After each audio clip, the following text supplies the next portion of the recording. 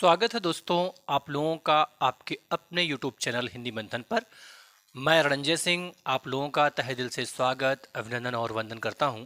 आज हम लोग जो भाषा विज्ञान पढ़ रहे थे उसी भाषा विज्ञान की कड़ी को आगे बढ़ाते हुए भाषा विज्ञान से संबंधित जो टॉपिक हम भाषा पढ़ा रहे थे उस भाषा से जुड़े हुए जो महत्वपूर्ण तथ्य है उन तथ्यों की चर्चा करेंगे।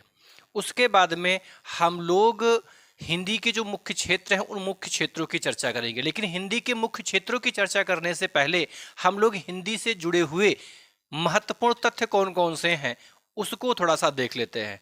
पेपर में कई बार पूछे जाते हैं और हम हर बार यहाँ से प्रश्न परेशान हो जाते हैं कि वास्तव में विश्व में सर्वाधिक बोली जाने वाली बोली कौन है और विश्व में सर्वाधिक बोली जाने वाली भाषा कौन है। ये बोली और भाषा का जो चक्कर है कहीं ना कहीं हमें कंफ्यूज करता रहता है, हमें परेशान करता रहता है। तो ये चीज़ें आपके दिमाग में आगे से भ्रम उत्पन्न ना करें, इसलिए दोनों पॉइंट को हम लोग लिखेंगे। ध्यान दीजिए, अगर पूछता है कि विश्व में सर्वाधिक बोली जाने वाली बोली कौन सी है तो भोजपुरी है। कौन सी है? भोजपुरी है। और विश्व में सर्वाधिक बोली जाने वाली भाषा कौन सी है तो मंदारिन है। कौन सी भैया? मंदारिन है। ये दोनों बात समझना ध्यान से आप। यदि आपसे पूछता है विश्व में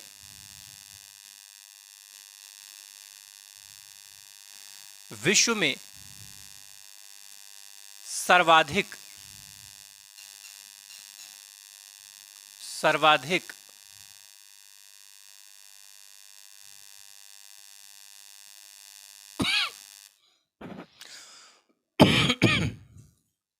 सर्वाधिक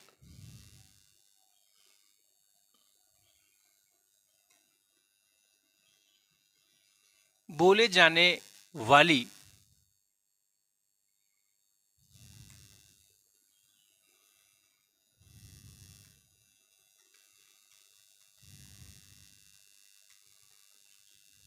बोली भोजपुरी बोली है।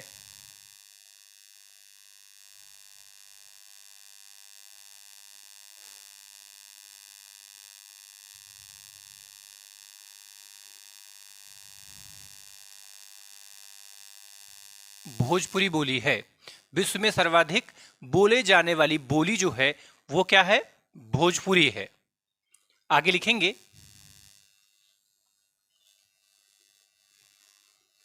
विश्व में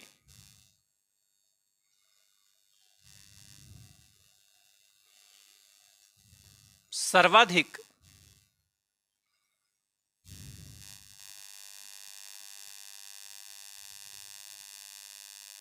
बोले जाने वाली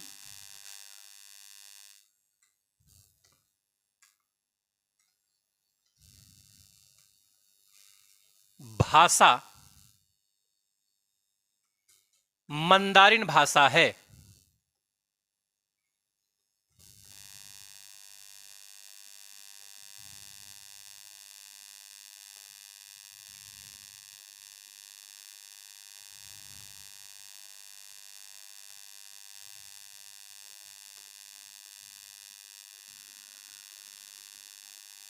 भाषा है।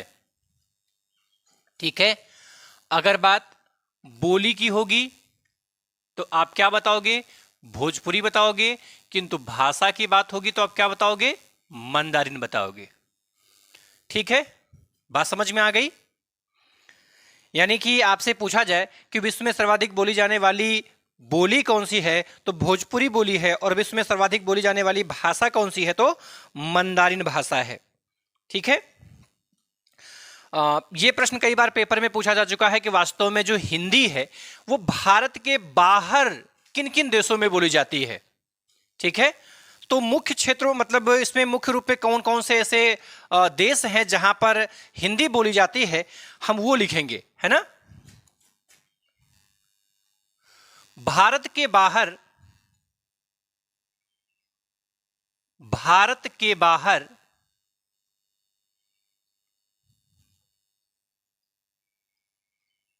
हिंदी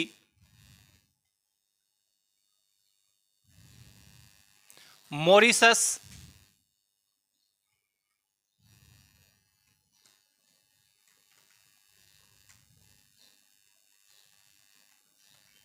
मॉरिशस,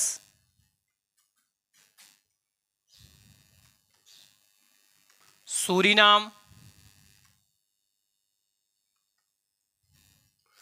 गुयाना,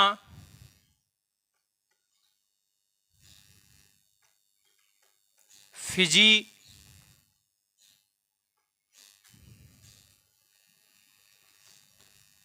फिजी तथा नेपाल तथा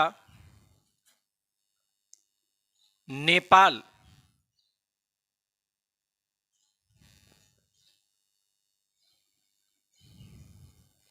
आदि देशों में बोली जाती है।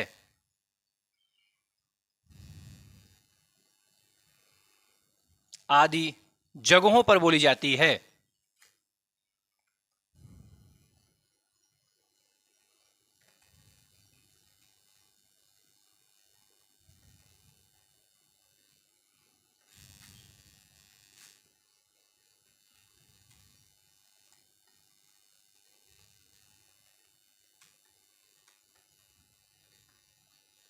बोली जाती है कहने का मतलब भारत के बाहर जो हिंदी बोली जाती है वो मॉरिशस में बोली जाती है, सूरीनाम में बोली जाती है, गुयाना में बोली जाती है, फिजी में बोली जाती है, नेपाल में बोली जाती है। जिसमें से ये मॉरिशस वाला ऑप्शन पेपर में बहुत बार पूछा जा चुका है। सूरीनाम का ऑप्शन जो है पेपर में कई बार पूछा जा चुका है। और ये जो फिजी वाला ऑप्शन है ये तीन ऑप्शन आपको दिमाग में रखने हैं कि यहां पर भी हिंदी बोली जाती है, क्योंकि पेपर में कई बार दिया जाता है कि निम्न में से हिंदी कहां बोली जाती है, फिर पेपर में आता है निम्न में से हिंदी कहां नहीं बोली जाती है।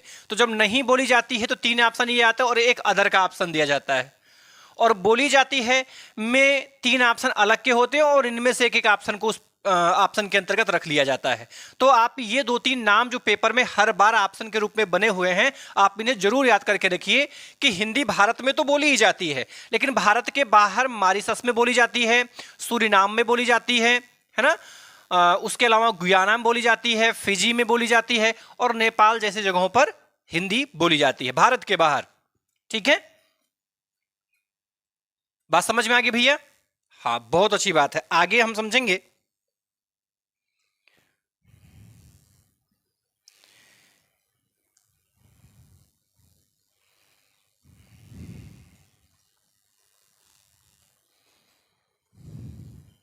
वास्तव में जो हिंदी के परिवार है, तो आपको ये ध्यान में रखना कि हिंदी किस परिवार की भाषा है। तो आपको ये तो पता है ना कि विश्व में कुल परिवार कितने हैं, तो विश्व में कुल जो है वो 13 भाषा परिवार है। कितने? 13 भाषा परिवार है। और इनमें जो भारोपीय परिवार है उसी भारोपीय परिवार की भाषा आपकी हिंदी है। ठीक है, और ये जो भारोपीय कुल है, जो भारोपीय परिवार है, ये सभी परिवारों में सबसे प्रधान है, श्रेष्ठ है। ठीक है, बात समझ में आ रही ना? दूसरी महत्वपूर्ण जो हिंदी भाषा का संबंध है वो इसी भारोपीय परिवार से, भारोपीय कुल से ही है। ठीक है, और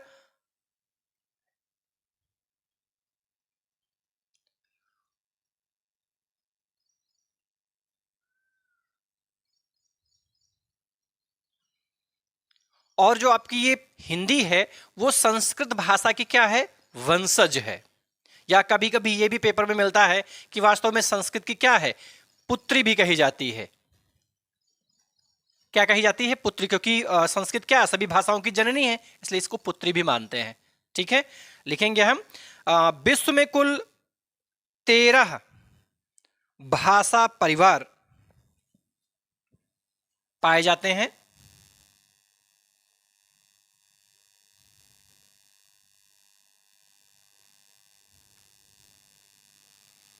विश्व में कुल 13 भाषा परिवार पाए जाते हैं।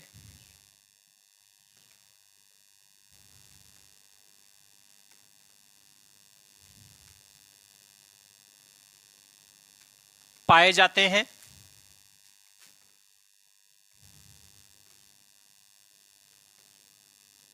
जिनमें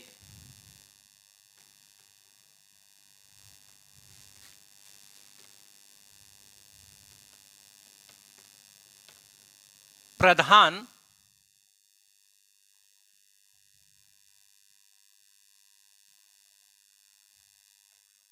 परिवार के रूप में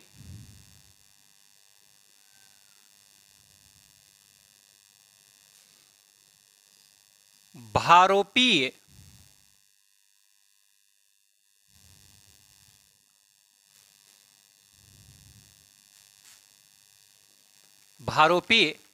भाषा परिवार को माना जाता है।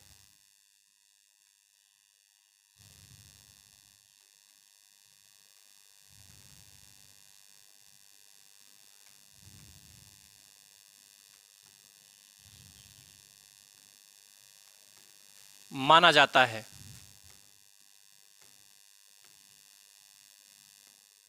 माना जाता है। बात समझ में आ गई? आपसे पूछा जाए विश्व में कुल कितने भाषा परिवार हैं, तो 13 भाषा परिवार हैं, और उन 13 भाषा परिवारों में सर्वश्रेष्ठ भाषा परिवार के रूप में हम किसे स्वीकारते हैं, तो भारोपीय को स्वीकारते हैं। हिंदी भाषा का संबंध भारोपीय कुल की संस्कृत भाषा से है। हिंदी भाषा का संबंध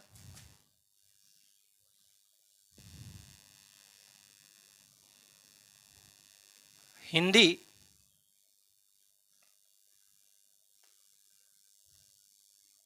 भाषा का संबंध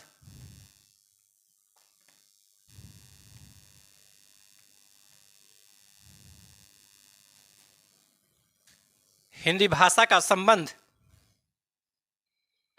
भारोपीय कुल की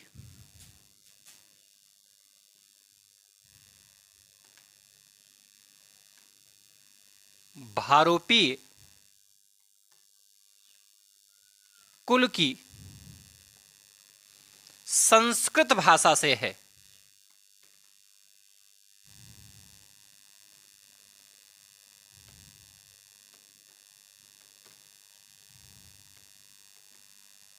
संस्कृत भाषा से है। किस भाषा से है? संस्कृत भाषा से है।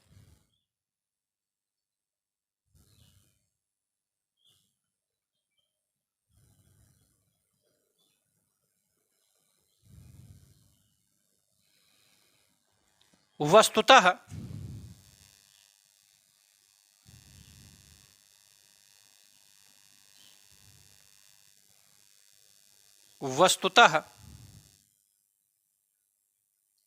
इसे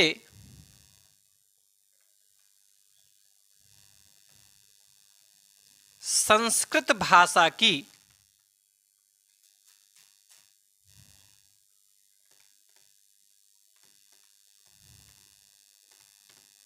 वंशजा या पुत्री माना जाता है।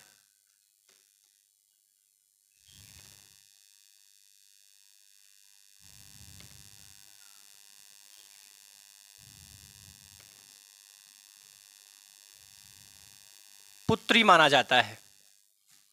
बात समझ में आ गई भैया? क्या माना जाता है? पुत्री माना जाता है। अब ध्यान से समझिएगा, जो हिंदी भाषा है, कौन सी भाषा भैया? हिंदी भाषा। इस हिंदी भाषा का जो संबंध है वो किस कुल से है? भारोपीय कुल से है। किससे है? भारोपीय कुल है। और भारोपीय कुल के अंतर्गत ही आती क्या है? संस्कृत।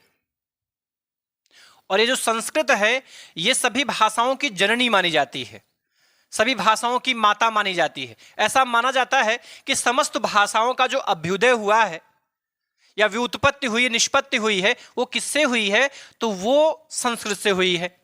किससे हुई है? संस्कृत से।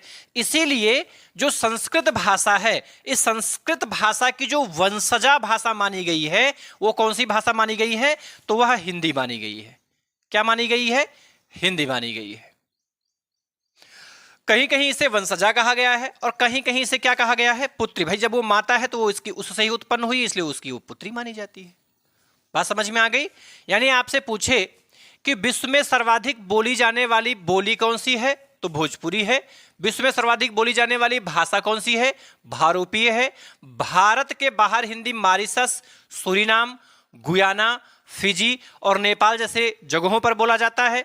विश्व में कुल भाषा परिवार कितने हैं? तो विश्व में कुल भाषा परिवार 13 है और इन 13 भाषा परिवारों में सर्वश्रेष्ठ रूप में किस भाषा परिवार को स्वीकारा गया है? तो भारोपीय भाषा परिवार को स्वीकारा गया है। और जो हिंदी है वो किस भाषा परिवार से संबंधित है? तो हिंदी जो है वो भारोपीय परिवार से संबंधित है। किस परिवार से? भारोपीय परिवार से संबंधित है। भारोपीय परिवार को बोलने वालों का जो परसेंटेज रेशियो बताया गया है वो तकरीबन 73% बताया गया है। अर्थात भारोपीय परिवार के अंतर्गत आने वाली भाषाओं को बोलने वाले लोगों की संख्या कितनी है? तो लगभग 73% है। आप इसे भी यहां पर लिख सकते हैं। भारोपीय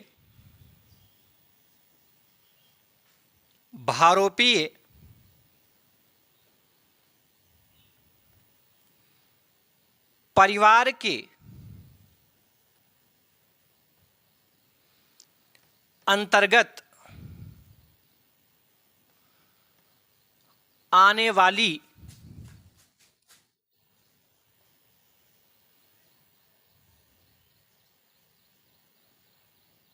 भाषा को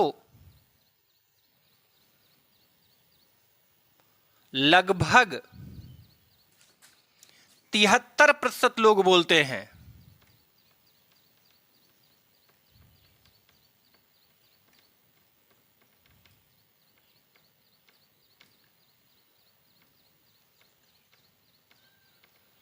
तिहत्तर प्रतिशत लोग बोलते हैं। कितने परसेंट भैया? 73% लोग बोलते हैं। बात समझ में आ गई? चलिए, बहुत अच्छी बात है। यहां तक की बात समझ में आ गई तो आप इसका एक स्क्रीनशॉट लीजिए भैया, फिर हम लोग इसके आगे की चीजों की चर्चा करते हैं।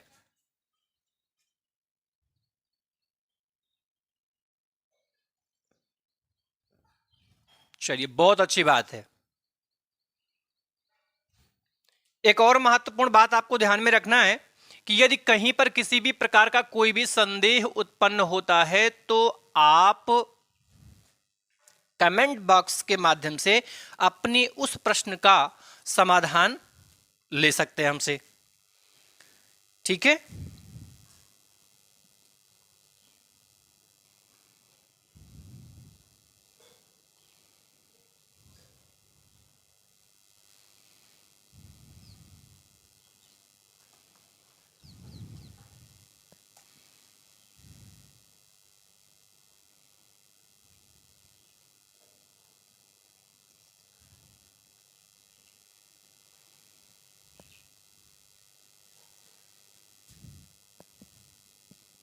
चलिए आगे।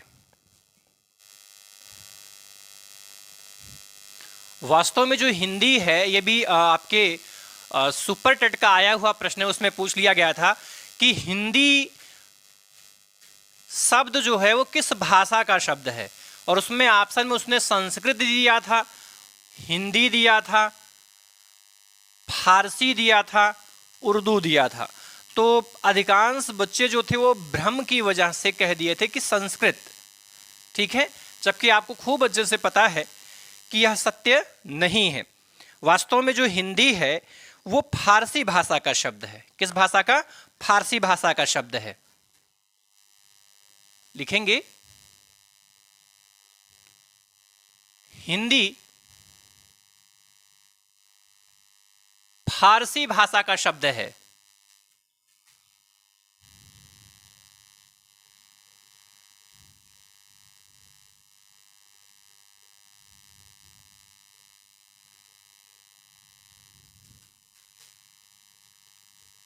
हिंदी फारसी भाषा का शब्द है। किस भाषा का? फारसी भाषा का शब्द है। अच्छा, हिंदी शब्द का प्रयोग सर्वप्रथम किया किन लोगों ने? तो ईरानियों ने किया। लिखेंगे हम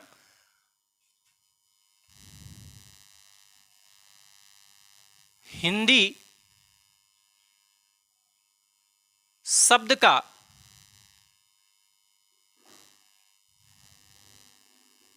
सर्वप्रथम प्रयोग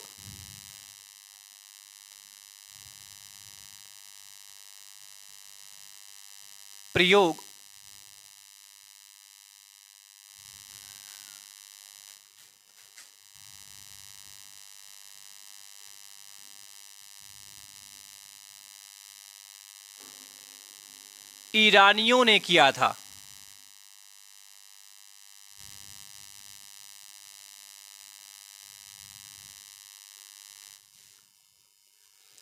आपसे पूछा जाए कि हिंदी शब्द की व्युत्पत्ति किस शब्द से हुई है, तो हिंदी शब्द की व्युत्पत्ति संस्कृत भाषा के सिंधु शब्द से हुई है।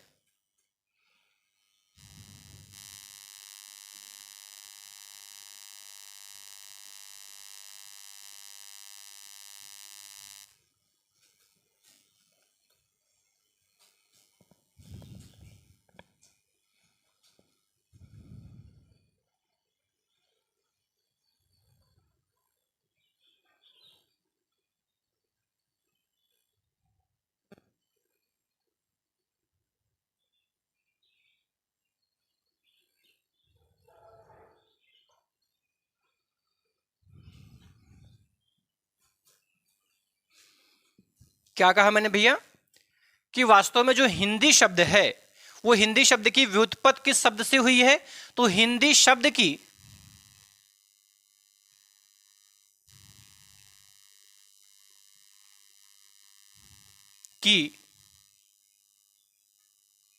व्युत्पत्ति व्युत्पत्ति हिंदी शब्द की व्युत्पत्ति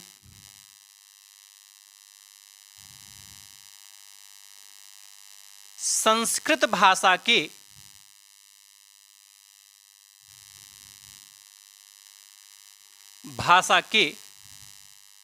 सिंधु शब्द से हुई है।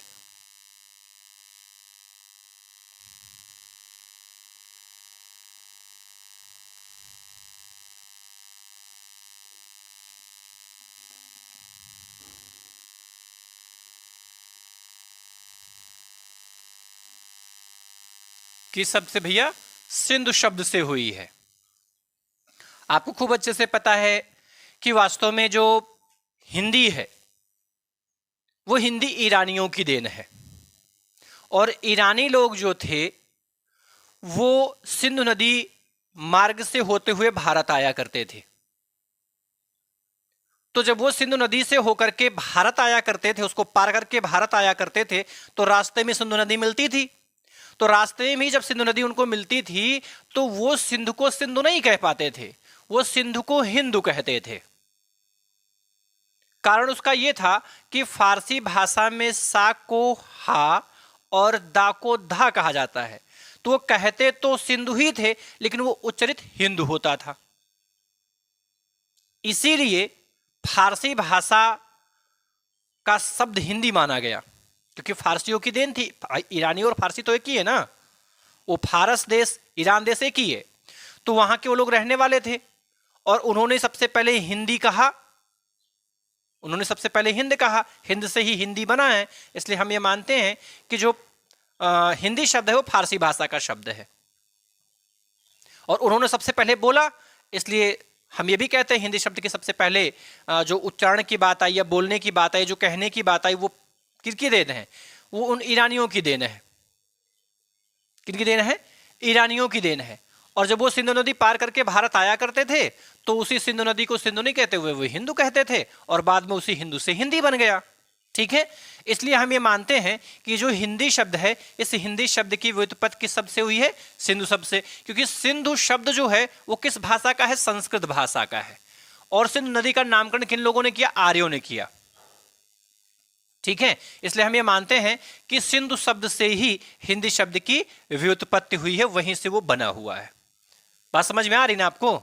चलिए, दूसरी महत्वपूर्ण बात, हालांकि मैंने इसकी बहुत विस्तृत चर्चा वर्णमाला के दूसरे भाग के अंतर्गत किया है। यदि आपको इसको और विस्तार से समझना होगा कि ये चीजें कैसे कैसे हो जा रही हैं, तो आप वर्णमाला भाग 2 जरूर देखें। उसमें मैंने 2 और 3 उसमें मैंने बहुत विस्तार से चीजों को समझाया है कि वास्तव में हिंदी किस भाषा का शब्द है, उसकी व्युत्पत्ति किस तरीके से होती है, क्या क्या खास बातें मैंने वहां इसको चर्चा में जरूर लिया है। तो आप वहां से उन चीजों को देख लें। ठीक है, आगे हिंदी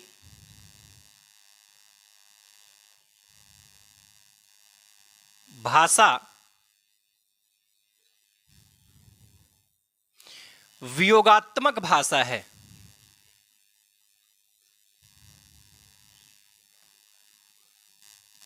वियोगात्मक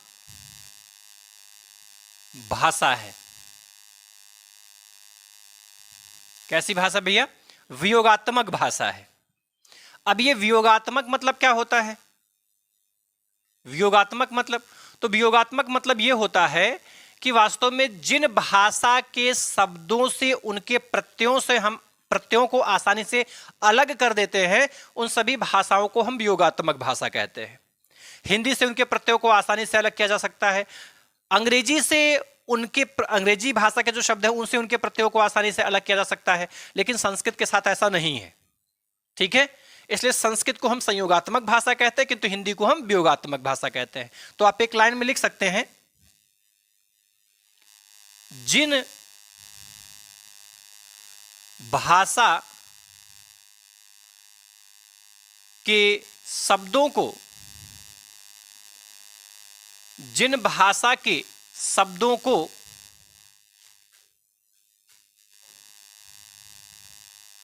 जिन भाषा के शब्दों से उनके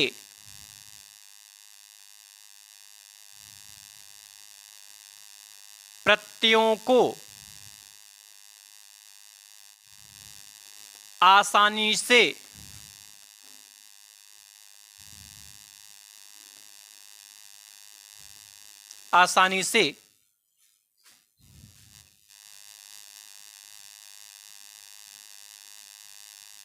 अलग किया जा सके, उन भाषाओं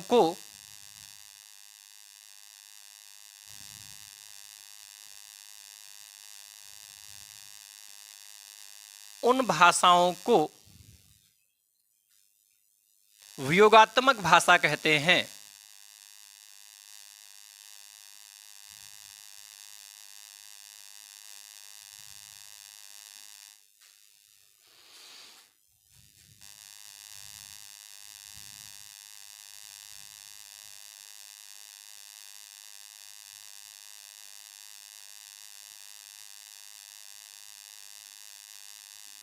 जैसे हिंदी, अंग्रेजी।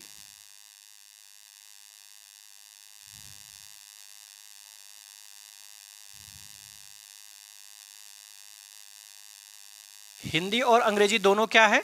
वियोगात्मक भाषा है। और जबकि ध्यान में रहे संस्कृत क्या है? तो संस्कृत संयोगात्मक भाषा है।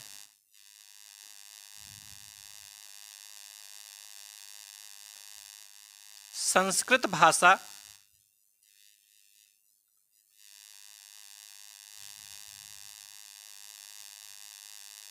संयोगात्मक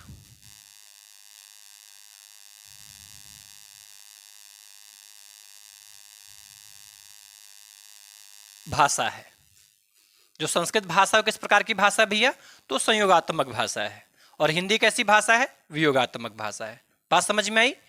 यानी आपसे पूछा जाए कि हिंदी जो शब्द है वो किस भाषा का शब्द है, तो फारसी भाषा का शब्द है। हिंदी शब्द का सबसे पहले प्रयोग किन लोगों ने किया? तो ईरानियों ने किया। किन लोगों ने किया? ईरानियों ने किया। जो हिंदी शब्द है, हिंदी शब्द की व्युत्पत्ति किस शब्द से हुई है? तो सिंधु शब्द से हुई है। ये सिंधु शब्द किस भाषा का शब्द है? तो संस्कृत भाषा का शब्द है। हिंदी भाषा जो है वो किस प्रकार की भाषा है? तो वो भैया वियोगात्मक भाषा है। कैसी भाषा है? वियोगात्मक भाषा है। वियोगात्मक का मतलब क्या होता है? तो जिन भाषा के शब्दों से उनके प्रत्ययों को आसानी से अलग किया जा सकता है, उन सभी भाषाओं को हम क्या कहते हैं? वियोगात्मक भाषा कहते हैं। हिंदी और अंग्रेजी दो ऐसी भाषा है कि उनके शब्दों से उनके प्रत्ययों को हम आसानी से अलग कर सकते हैं। इसलिए हम हिंदी को, संस्कृत को या नवीन जितनी भी भाषाएं हैं उन सभी भाषाओं को हम वियोगात्मक भाषा कहते हैं। लेकिन संस्कृत भाषा के जो शब्द होते हैं उन शब्दों से उनके प्रत्ययों को अलग करना बड़ा कठिन होता है। भाई तुमुन प्रत्यय है, अनियर प्रत्यय है, सानच है। तो इन प्रत्ययों में आपने देखा होगा कि इन जो शब्द होते हैं उनमें से इन प्रत्ययों को निकालते समय शब्द ही बड़ा बदल जाता है। ठीक है। तो ऐसी स्थितियों में हम संस्कृत भाषा के शब्दों से उनके प्रत्ययों को आसानी से स्वतंत्र नहीं कर पाते हैं, इसलिए उनको हम संयोगात्मक भाषा कहते हैं। और जिन भाषा के शब्दों से उनके प्रत्ययों को आसानी से अलग कर ले जाते हैं उनको हम वियोगात्मक भाषा कहते हैं। इसलिए हिंदी को हम क्या कहते हैं, तो हिंदी को हम वियोगात्मक भाषा कहते हैं। क्या कहते हैं? वियोगात्मक भाषा। और संस्कृत को क्या कहते हैं? हम संयोगात्मक भाषा कहते हैं। आई होप आपको यहां तक की बातें समझ में आ गई होंगी। आप इनका एक स्क्रीनशॉट लें और फिर हम लोग इसके आगे के क्रम को बढ़ाते हैं।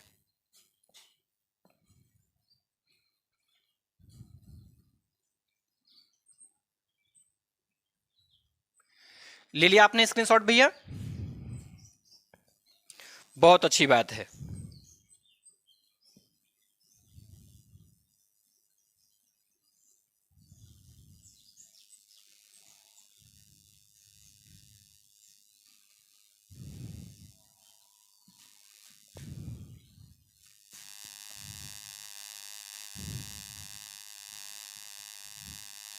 देखिए, आपको मैंने कल ही आपको बता दिया था कि हिंदी जो है वो हमारी राष्ट्रभाषा नहीं है। वो क्या है? तो वह हमारी राज्य भाषा है। ठीक है। अच्छा, ऐसा क्यों हो रहा है? तो इसका कारण ये है कि आपको पता है कि हमारे देश भारत में बहुत सारे राज्य हैं, लेकिन उन राज्यों में 10 राज्य ही ऐसे हैं जहां पे हिंदी बोली जाती है, जहां पे हिंदी शासकीय कार्यालयों में प्रयोग की जाती है। 10 ही राज्य हैं, शेष राज्यों में ऐसा नहीं है। आप चेन्नई उन्नई साइड चले जाइए साउथ इंडिया में, वहां हिंदी बोलने वाले भी कम आपको मिलेंगे, और वहां जो सरकारी कार्यालयों में काम होते हैं वो अंग्रेजी भाषा में होते हैं। तो ऐसी कंडीशन में हम हिंदी को राष्ट्रभाषा का दर्जा नहीं दे पाएंगे। ऐसी स्थिति में हम हिंदी को राष्ट्रभाषा का दर्जा नहीं दे पाएंगे। तो ध्यान में रखने का विषय वस्तु यह है कि हिंदी भाषा भाषी 10 राज्य हैं।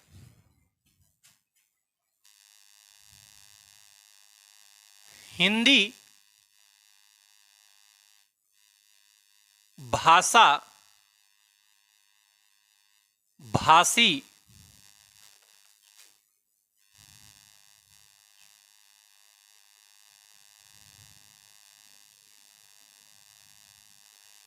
राज्यों की कुल संख्या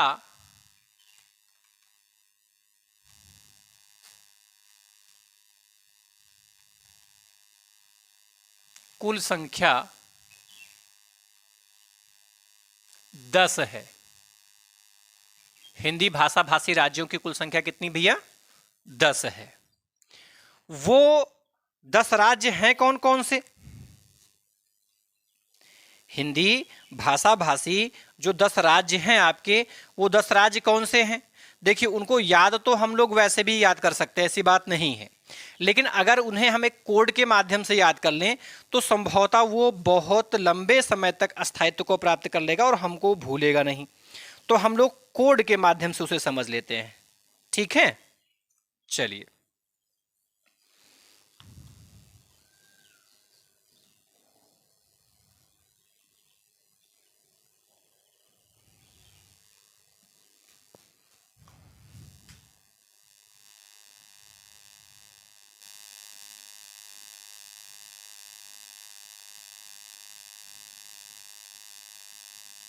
ट्रिक।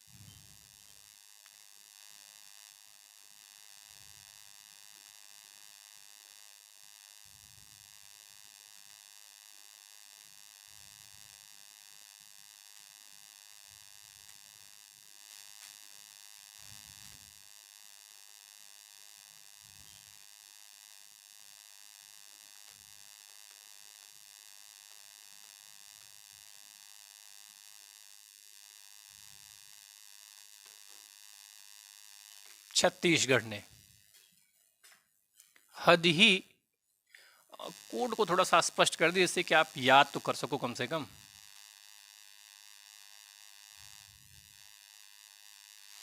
हद ही कर दी उच्चतर माध्यमिक विद्यालय झौरा छत्तीसगढ़ ने, झौरा छत्तीसगढ़ ने। अब इसमें देखिए हा से जो है ये क्या है, हरियाणा। क्या है, हरियाणा है। ही से है हिमाचल प्रदेश।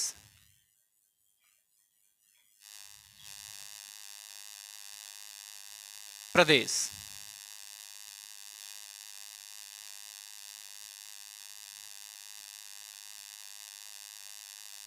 और ये दिल्ली है।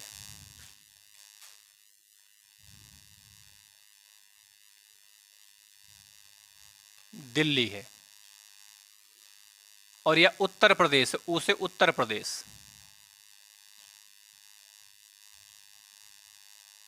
प्रदेश और मा से है मध्य प्रदेश। मध्य प्रदेश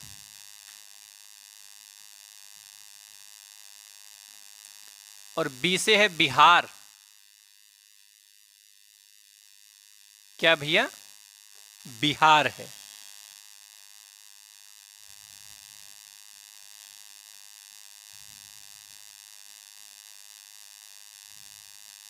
बिहार है और झा से है झारखंड।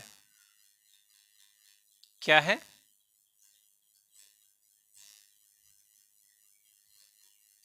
झारखंड। ऊ से है उत्तराखंड। उत्तराखंड। रा से है राजस्थान।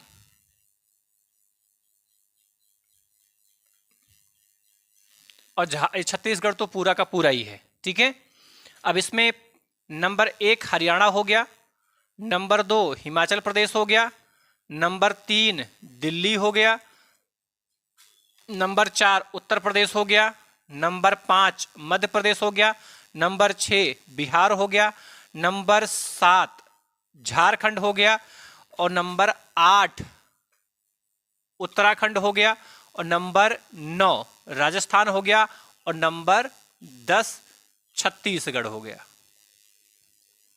ठीक है, तो ये 10 राज्य ही ऐसे हैं जहां पे हिंदी बोली जाती है, समझी जाती है और शासकीय कार्यालयों में इनका प्रयोग भी होता है।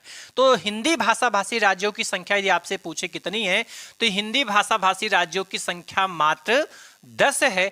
उन 10 में हरियाणा है, हिमाचल प्रदेश है, दिल्ली है, उत्तर प्रदेश है, मध्य प्रदेश है, बिहार है, झारखंड है, उत्तराखंड है, राजस्थान और कौन सा है, छत्तीसगढ़ है। तो ये आपके 10 भाषा भाषी राज्य हैं। इनको याद कर सकते हैं। हद ही कर दी उच्चतर माध्यमिक विद्यालय झौरा छत्तीसगढ़ ने। ठीक है, एक दो बार कोड को पढ़ेंगे तो कोड आपकी समझ में आ जाएगा। आप चाहे तो कोड के बेसिस पर याद कर लें और चाहे तो आप विदाउट कोड ही इनको याद कर लें, क्योंकि ये पेपर में पूछे जाने वाले प्रश्न हैं। यहां से प्रश्न हर बार परीक्षा में बनते हैं। ठीक है, लिख लिया आपने, बहुत अच्छी बात है।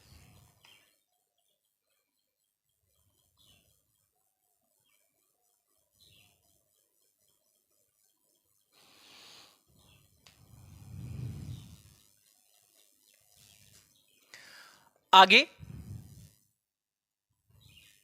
हिंदी के लिपि की हम बात करें कि हिंदी किस लिपि में लिखी जाती है। ले लिया स्क्रीनशॉट आपने ना? हाँ, चलिए आगे।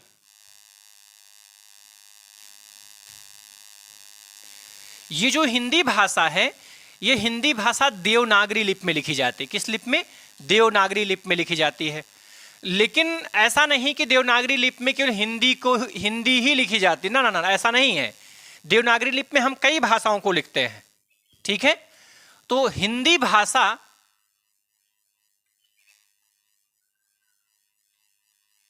देवनागरी लिपि में लिखी जाती है।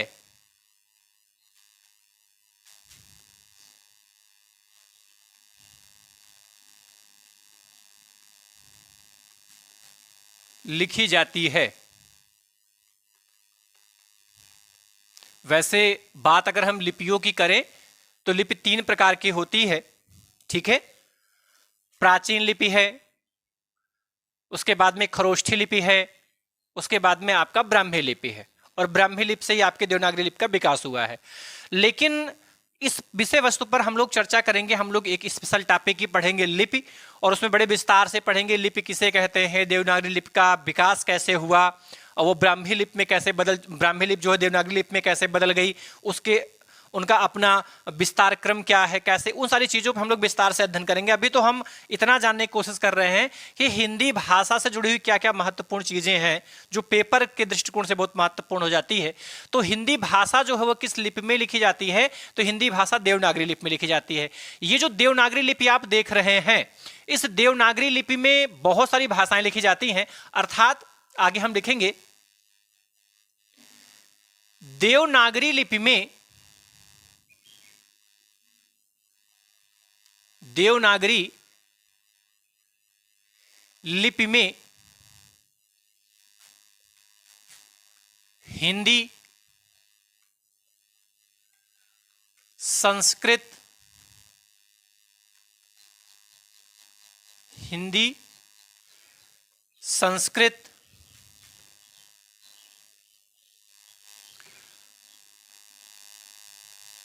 मराठी,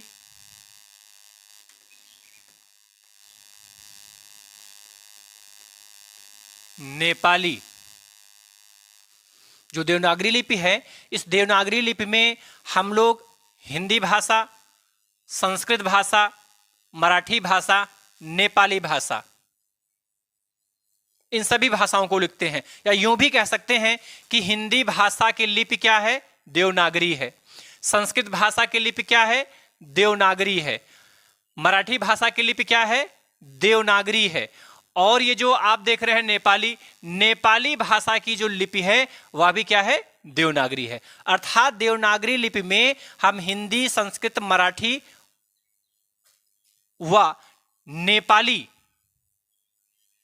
यहां वाह कर देते हैं, व नेपाली भाषा का लेखन कार्य करते हैं।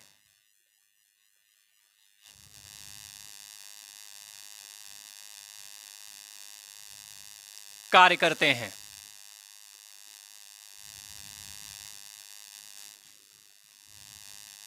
कार्य करते हैं। पेपर में कई बार पूछा जा चुका है कि जो देवनागरी लिपि है, इस देवनागरी लिपि का विकास किस लिपि से हुआ है, तो ध्यान में रहे देवनागरी लिपि का विकास ब्राह्मी लिपि से हुआ है। ये बहुत बार पेपर में पूछा जा चुका है। देवनागरी लिपि का विकास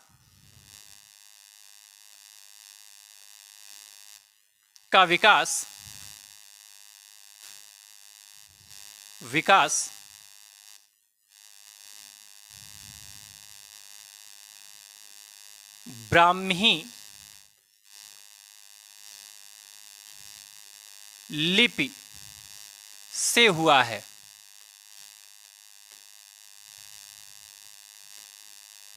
ब्राह्मी लिपि से हुआ है। आपको पता है कि पंजाबी जो है वो गुरुमुखी लिपि में लिखी जाती है, हिंदी जो है वो रोमन लिपि, अंग्रेजी जो है वो रोमन लिपि में लिखी जाती है, ठीक है। उर्दू जो है वो आपकी फारसी लिपि में लिखी जाती है। तो सभी भाषाओं की अलग अलग लिपियां हैं, लेकिन कुछ ऐसी भी भाषाएं हैं जिनकी एक ही लिपि है, देवनागरी लिपि। देवनागरी लिपि एक विस्तृत लिपि की श्रेणी में आती है, क्योंकि इस लिपि में जो है बहुत सारे भाषाओं का लेखन कार्य होता है, ठीक है। और जो हिंदी है, हिंदी की भी जो लिपि है वो क्या है, देवनागरी लिपि है, ठीक है। और ये जो देवनागरी लिपि है, इस देवनागरी लिपि का विकास जो हुआ किस लिपि से हुआ है, तो ब्राह्मी लिपि से हुआ है। अर्थात ब्राह्मी लिपि से ही देवनागरी लिपि जो है निकली हुई है, ठीक है। यहां तक की बात समझ में आ गई। चलिए, बहुत अच्छी बात है। अब हम लोग अगले क्रम में पढ़ेंगे कि हिंदी का जो भाषाई क्षेत्र रहा वो क्या क्या रहा। हिंदी भारत में कहाँ कहाँ बोली जाती है, भारत के बाहर कहाँ कहाँ बोली जाती है, ठीक है। उसके मुख्य क्षेत्र कौन कौन से हैं, उसके गौड़ क्षेत्र कौन कौन से हैं, इसके विषय में हम लोग विस्तार से अध्ययन करेंगे, किंतु इसकी अगली वाली क्लास में अध्ययन करेंगे। आज की क्लास को हम लोग यहीं पर स्थगित करते हैं। लेकिन जाने से पहले आपसे निवेदन करते हैं कि कृपया हमारे इस चैनल को आप लाइक करें, सब्सक्राइब करें तथा हमारी इस वीडियो को लाइक करें और उस वीडियो को ज़्यादा लोगों के पास में शेयर करें, जिससे कि और लोगों को भी इस भाषा की सम्यक जानकारी हो सके, उनको भी इसका लाभ मिल सके। तब तक के लिए धन्यवाद।